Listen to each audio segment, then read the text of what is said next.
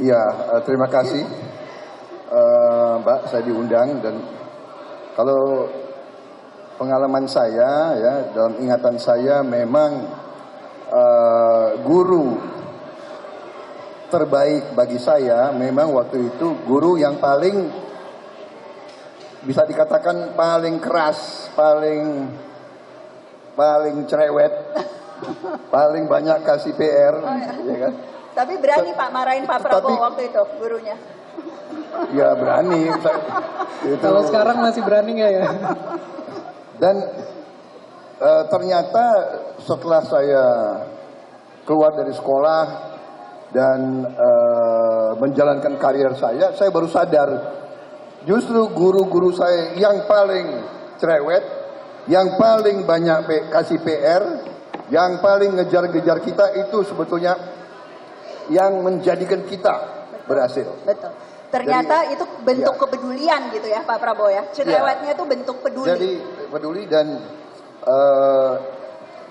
mendorong kita ke potensi kita yang paling baik gitu. Ya, jadi itu kesan saya. Jadi dan dalam perjalanan hidup saya selalu guru, pemimpin, atasan justru yang kadang-kadang paling katakanlah paling keras mengejar kita, dia yang menjadikan kita berhasil. Betul. Itu pengalaman saya. Iya. Dan itu bukan hanya pengalaman teman-teman, risetnya membuktikan begitu Pak Prabowo. Jadi guru yang paling peduli itu sebetulnya guru yang punya ekspektasi paling tinggi. Jadi benar ya. Tapi mungkin saya ini pengalaman saya ini bisa dikatakan boleh dikatakan agak unik di antara kita sekarang karena mungkin saya ini sebagian besar dari yang di sini belum lahir. Lahir ya Pak Prabowo. Ya. banyak pelajaran tapi, jadi Pak. Iya, tapi saya ingin gambarkan adalah saya lahir tahun 1951. Kita baru 1 tahun merdeka. Betul. Baru 1 tahun merdeka. Jadi waktu saya mulai besar, suasana di sekeliling saya masih suasana perjuangan. Masih suasana heroisme. Jadi dari waktu saya kecil, saya selalu dibawa oleh kakek saya, nenek saya, orang tua saya dibawa ke Taman Makam Pahlawan. Dan di situ ditunjukkan bahwa ini makam pamanmu. Pamanmu gugur waktu memperjuangkan kita merdeka. Jadi alam ini yang ikut mempengaruhi saya sehingga dalam langkah demi langkah saya selalu merasakan bangsa saya harus kuat, bangsa saya harus makmur, bangsa saya harus sederajat dengan bangsa yang pernah menjajah kita. Jadi ini suasana yang membentuk karakter. Betul. Makanya saya akhirnya dalam perjalanan hidup saya melihat pentingnya sejarah. Pentingnya sejarah dan bagaimana kita mengajarkan sejarah dengan menarik kepada anak-anak kita, kepada generasi penerus. Luar biasa. Nah, itulah yang saya anggap kita perlu mungkin film-film sejarah yang kolosal. Jadi ini tadi saya bicara sama Pak Fuadi, sama teman-teman. Ya, jadi terima kasih undangan ke sini, membuat saya ketemu dengan komunitas di sini. Betul. Jadi demikian, ya, sejarah sangat penting. Sejarah sangat penting. Pendidikan perilaku, pendidikan itu budi pekerti, pendidikan itu menghormati orang, pendidikan itu menjaga integritas. Maka berdebatlah orang apakah kementeriannya di pendidikan dan kebudayaan atau pariwisata dan kebudayaan. Kalau saya yang pas, ya pendidikan dan kebudayaan. Karena disitulah orang dilatih. Dulu waktu saya mahasiswa suka-suka demo gitu dikasih buku dulu. Gerakan pembebasan itu ya, Ivan Irli itu. pendidikan hari ini digantikan dengan sekolah, maka yang nggak sekolah dianggap nggak belajar. Sorry, bukan pendidikan, belajar. Belajar digantikan dengan sekolah, maka yang nggak sekolah dianggap nggak belajar. Padahal tidak. Barusan saya ketemu dengan banyak anak-anak muda bercerita, Pak Ganjar, saya ini penulis, tapi saya nggak mendapatkan proteksi dari copyright. Saya ini membuat banyak platform, tapi hari ini dunia media kemudian setengah menghukum kami, karena kami harus mengikuti seluruh etik media yang mesti ada. Ini Mas Budi bisa cerita. Lalu saya ceritakan, loh kalau hoaxnya terjadi masa nggak kita bereskan? Nggak dong, nggak boleh. Dan itu harus dimulai dari pendidikan. Maka dari obrolan itu nggak cukup hanya pendidikan itu menciptakan, maaf ya, seperti pabrik yang menciptakan orang nanti untuk bekerja. Tidak, karena mereka dididik intelektualnya, dididik emosionalnya, dididik spiritualitasnya, sehingga kelengkapan sebagai manusia itu akan jadi baik. Kira-kira gitu. Dan itu tujuan pendidikan yang utuh gitu ya? Menurut saya itu. Itu di Jogja ya Bu ya? Kalau di Jawa Tengah saya datengin itu. Ya, nggak apa-apa. Tenang sahabat. Guru menulis. Suatu ketika saya datang ke PGRI. Pertanyaan pertama adalah itu. Maka tadi kenapa Mbak Ella, saya seneng banget nyanyi. Sekolah kita itu bikin stres. Datang besok gurunya marah, temennya mau bully saya. Maka kerinduan untuk sekolah kemudian kurang. Maka sekolah mesti menyenangkan, betul nggak? Besok dia rindu dengan gurunya, rindu dengan temennya. Maka nyanyi tadi penting. Maka saya seneng banget diajari nyanyi kursus cepat tadi. Karena apa? Saya jadi ingat film apa judulnya? School of the Rock. Bener ya? School of Rock ya. Itu keren banget. Ngajarnya matematika, terus kemudian orang kita tahu bahwa ada banyak bakat anak-anak yang tidak semua pintar matematika, fisika, dan dia pintar seni lalu lomba dan menang. Tapi namanya juga film ya nggak apa-apa. Tapi apa mau saya katakan tadi? Pada saat saya ketemu dengan guru-guru PGRI, saya tanya, Bapak Ibu guru yang hadir di sini, adakah Bapak Ibu guru yang menulis sesuatu dari pengalaman yang Bapak Ibu guru lakukan? Bu, semua menunjukkan bukunya. Dan kemudian semua rame-rame lari ke panggung dan ngasih ke saya. Dan saya tolak. Saya bilang sama panitianya, kumpulkan semua bukunya, saya beli. Satu, pelajaran saya pertama, saya menghormati Bapak Ibu guru yang menulis. Dua, agar tidak memberikan gratifikasi kepada saya. Dan kemudian saya beli. Dan pada saat itu sekarang saya jadi koleksi, sambil kadang-kadang kalau ada waktu saya baca. Dia menulis apa? Inovasi tentang pendidikannya, Bu, luar biasa. Hanya mereka butuh ruang untuk bisa berekspresi, butuh ruang untuk diberikan rekognisi, agar kemudian dia mengatakan, Pak Ganjar saya bisa loh, tolong dong hormati kami. Hanya sebatas itu yang diberikan. Jadi itu Bu, kalau Ibu butuh bukunya, saya kirim. Tulisan guru-guru yang hebat. Oke, luar biasa. Tapi kalau mau nulis tadi boleh ya? Keidean dapat duit katanya. Ke Tempo dapat duit gitu. Saya merasakan ketika jadi murid, bersamaan pada waktu itu juga saya sambil aktif di organisasi. Nah, guru yang hadir di kelas, kemudian jumlahnya banyak, tapi yang teringat, yang kemudian jadi referensi, sering diajak bicara, sering diskusi, itu guru yang menempatkan kami seperti teman, guru yang menempatkan kita setara. Kemudian guru itu juga berbicara dengan bahasa yang sama, dengan cara yang sama dengan kita. Jadi guru-guru itulah yang kemudian terbangun hubungan. Saya konsultasi sesudah kelas, datang ke ruangnya, bahkan ada guru-guru yang kita sering main ke rumahnya. Kemarin saya barusan reuni SMP, itu di Jogja, itu saya ingat kita sering pulang sekolah sore itu main ke rumah dia. Kemudian kenapa itu bisa terjadi? Karena dia menempatkan sebagai teman bagi kami. Jadi ada kejadian tuh, ibu guru kita itu guru olahraga Beliau adalah pelatih Kempo. Itu kami datang ke rumahnya, ngobrol dengan santai. Suatu ketika pas sampai suaminya di depan rumah, terus dia menengok ke dalam, Bu, anak-anakmu udah teko katanya. Terus kami ke belakang, ternyata ibu guru kami itu lagi di dalam sumur memperbaiki pompa. Okay? Kemudian kita datang ke situ ngobrol, dan apa yang terjadi? Guru yang apa adanya, guru yang relax, guru yang setara, itu yang membuat kami ingat.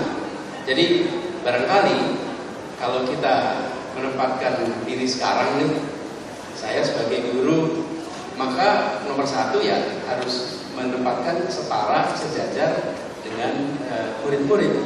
Nah itu juga yang saya pernah ngalamin guru, jadi guru ngajarnya informal, Bu Ella.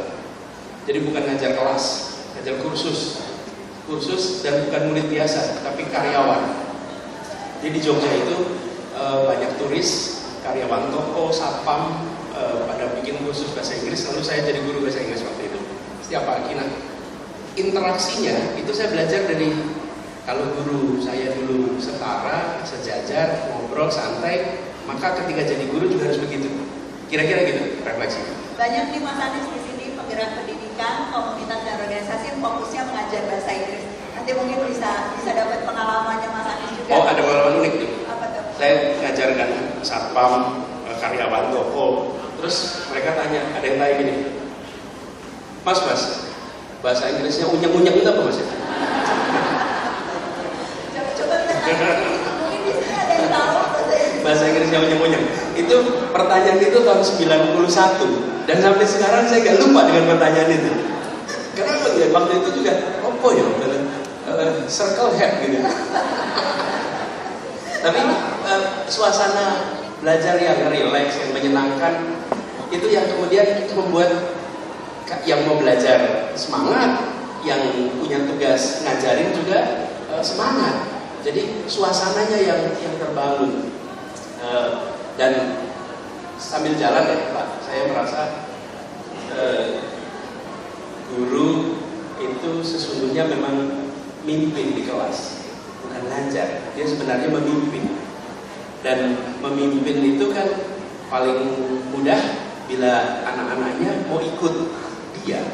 Jadi refleksi ini ketika saya tugas Indonesia mengajar, selalu saya sampaikan kepada anak-anak yang mau pada berangkat, ingat ya, kalian di sana itu bukan jadi guru. Dari pengalaman saya, kalian itu sebetulnya jadi pemimpin di kelas itu. Anak SD itu jujur betul. Kalau Anda membosankan, Anda ditinggalkan.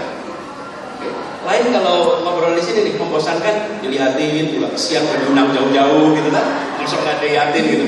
Tapi coba anak SD, kita ngajar, membosankan ditinggal, tapi bila menyenangkan dia ikut. Nah, bila kita bisa melihat ini sebagai interaksi leaders and follower, maka menjadi leader adalah juga menjadi follower. Menjadi follower adalah juga menjadi leader. Jadi ketika bicara semua guru, semua murid itu satu paket, seperti juga leadership and followership.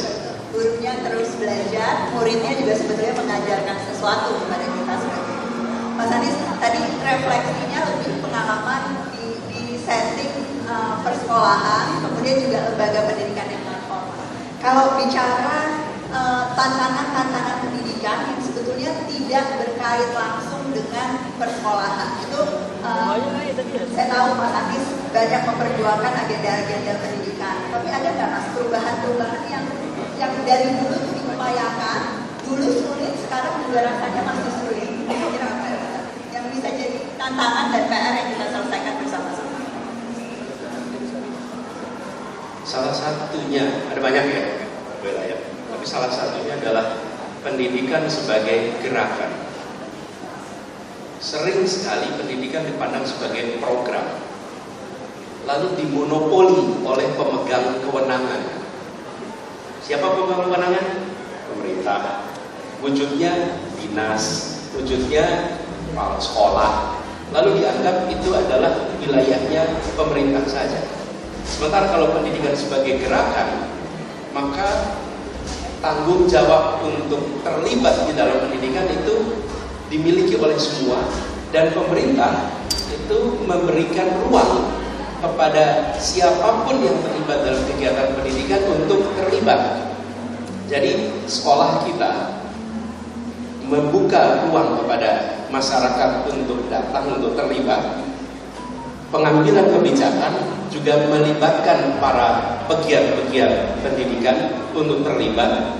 Nah, ini salah satu yang paling menantang. Sementara kita menyaksikan bahwa yang dimiliki oleh pemerintah itu dua. Satu, fiskal. Dua, otoritas. Yang tidak dimiliki inovasi, kreasi, pengalaman lapangan, jaringan. Ini yang memiliki siapa? Pegiat-pegiat pendidikan. Jadi bila pendidikan dipandang sebagai sebuah gerakan, maka negara itu, pemerintah ya, membuka ruang, mengajak semua terlibat dan mengajak semua, kalau bahasa sekarang namanya kolaborasi. Menurut saya itu salah satu hal yang paling paling menantang. Itu membutuhkan kemauan dari sekolah, kemauan dari pemerintah, kemauan dari pemegang kewenangan untuk membuka diri dan tidak menempatkan sebagai pelaku terpenting. Penting ya, tapi pelaku penting yang mengajak kepada semuanya. Mungkin itu salah satunya. Dan itu juga salah satu tujuan jaringan semua guru, menguatkan kolaborasi antar pemangku kepentingan. Teman-teman yang belum ke booth-nya SNSD di bawah, itu ada gambaran tentang piramida yang kita gambarkan. Betapa sebelumnya mungkin peran masyarakat. Itu nanti teman-teman boleh Google di sini. Saya nggak bawa filenya, boleh Google gerakan penetrasi buta huruf. Lalu ada fotonya Bung Karno. Bung Karno itu di papan tulis menulis A I U E O ya. Tahun 47 atau 48. Lalu banner di atasnya itu tulisannya menarik sekali. Kalimatnya gini. Kan biasanya kalau pemerintah bikin acara kan dengan semangat ini maka lakukan ini gitu kan kira-kira. Programnya ini enggak. Kalimatnya gini. Bantu kami berantas buta huruf. Kata pertamanya apa? Bantu. Jadi negara itu bilang bantu kami. Hari ini negara saya bilang Anda diam saja. Kami aja mengerjakan semuanya. Anda bayar pajak, Anda nyoblos kalau pemilu, tapi nggak usah terlibat. Yang ini harus diubah. Bantu kami terlibat dan kemudian muncul gerakan untuk pendidikan. Ruangnya itu buka. Terima kasih Mas Adi. Saya punya catatan teman-teman. Sebetulnya untuk semua menteri yang akan hadir juga nanti di sesi-sesi berikutnya di Belajar Raya, tapi juga untuk mantan-mantan Menteri Agama maupun Mendikbud. Tapi karena yang sedang sama saya sekarang Mas Anies, kami punya catatan Mas Anies. Terima kasih atas banyak sekali legasinya pada saat menjabat sebagai Mendikbud, menginisiasi gerakan sekolah tanpa kekerasan secara masif, mulai dari perubahan paradigma ada kebijakan pencegahan dan penanggulangan kekerasan di sekolah, sistem untuk Kita ngobrol tentang pesta pendidikan waktu itu. Kan spiritnya juga itu. Di luar sana begitu banyak aktivis pendidikan dengan segala macam terobosan. Kenapa pemerintah tidak membuka pintu dan mengajak mereka terlibat? Jadi pada waktu itu apa yang disebut tadi sebagai terobosan dan lain-lain itu sebenarnya adalah hasil dari kolaborasi dengan teman-teman pegiat pendidikan yang berada di luar. Yang tanda tangan harus menteri, namanya juga surat keputusan. Tapi sesungguhnya ide gagasan bukan dari internal. Justru ini terjadi karena ada kolaborasi dan boleh teman-teman bantuin juga waktu itu. Terima kasih Mas Anies. Terakhir Mas Anies, harapan pesan yang ingin Mas Anies sampaikan untuk pegiat pendidikan yang ada di sini, ada juga yang nonton online Mas Anies, bahkan ada yang nonton dari bawah karena ruangannya nggak cukup, ada di ruangan bawah. Halo teman-teman yang di bawah. Nah, apa yang kira-kira akan terus menyalakan api semangat untuk terus bergerak di pendidikan? Karena banyak teman-teman di sini juga yang bilangnya kadang kesepian Mas Anies. Karena ternyata jadi inovator di bidang pendidikan itu rasanya seringkali sendirian ya teman-teman.